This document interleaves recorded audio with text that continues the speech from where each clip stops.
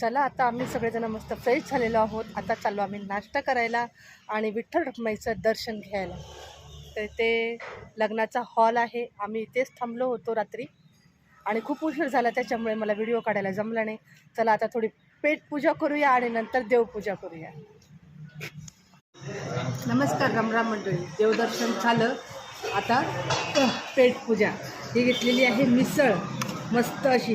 गावाकडची मिसळ खूप छान लागते आणि भारी लागते. जे मिसळ आणि पाव मी घेतलेला आहे, त्याच्यासोबत घेणार आहे वडा. तर मंडळी असा आहे माझा आज नाश्ता. तर या तुम्ही पण नाश्ता करायचा. ही तुमच्या दाजीने मागवली आहे पुरी भाजी.